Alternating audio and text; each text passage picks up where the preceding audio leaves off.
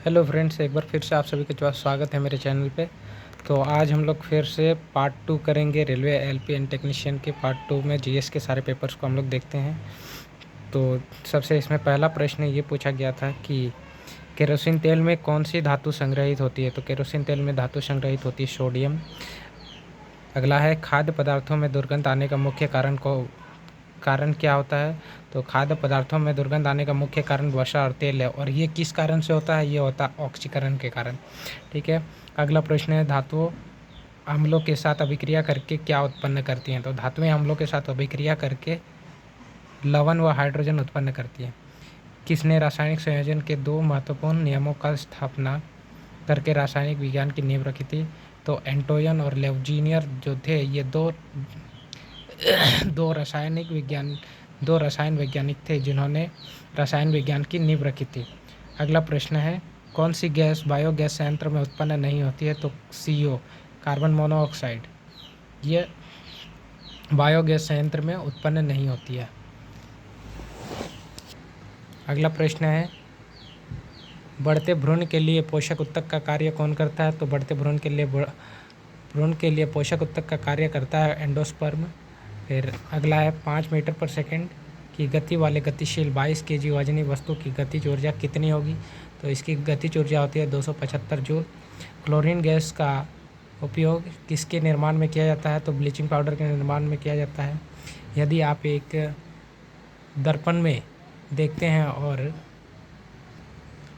और पाते हैं कि आपका परावर्तन आपसे छोटा है तो दर्पण का प्रकार किस प्रकार का होगा। तो दर्पण का प्रकार उत्तल दर्पण है। फिर कहता है एक पौधे के तने या जड़ का घेरा किस कारण बढ़ता है। तो एक पौधे के तने या जड़ का घेरा उसके लेटरल मेरिस्टेम के कारण बढ़ता है। अगला प्रश्न है एक कंडक्टर का प्रतिरोध किसके व्युत्क्रमानुपाती होता है। तो एक कंडक्टर का प्रतिरोध जो होता है वह अनुप्रस्थ भाग का क्षेत्रफल के व्युत्क्रमानुपाती होता है। GST लागू करने वाला पहला देश कौन सा था। तो फ्रांस। कठोपनिषद में नचिकेता नामक एक किशोर और देवता के बीच हुई बातचीत दर्ज है। कौन सा देवता नचिकेता की बात कर रहा है। तो भगवान यम जो थे वह नचिकेता की बात कर रहा था। ओडिशा को अधिकतर किसके कारण प्राकृतिक आपदाओं का सामना करना पड़ता है। तो चक्रवात के कारण। अगला प्रश्न है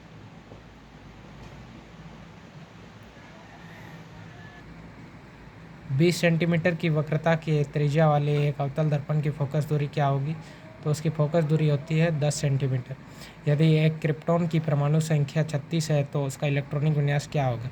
तो उसका इलेक्ट्रॉनिक विन्यास होगा 2 8 18 8 होता है। दादा साहब फाल्के पुरस्कार किस क्षेत्र में महत्वपूर्ण सार्वजनिक उपलब्धि के लिए दिया जाता है। तो फिल्म जगत में दिया जाता है। थायरोक्सिन के संश्लेषण के लिए आवश्यक क्या होता है। थायरोक्सिन के संश्लेषण के लिए आयोडीन आवश्यक होता है। अब आगे देखते हैं।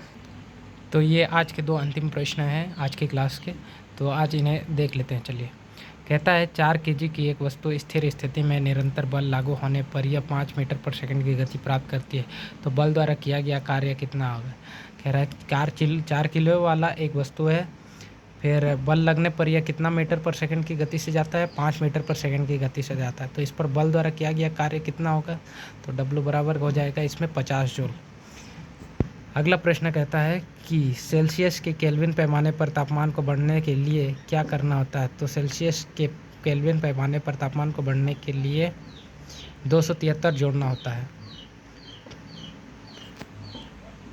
आज के ये अंतिम 2 प्रश्न भी समाप्त होते हैं दोस्तों, और फिर जल्दी ही मिलेंगे अगले वीडियो में अगले नए टॉपिक के साथ।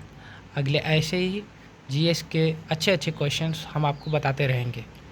आज के लिए इतना ही। Okay, tata, bye bye, good bye, see you.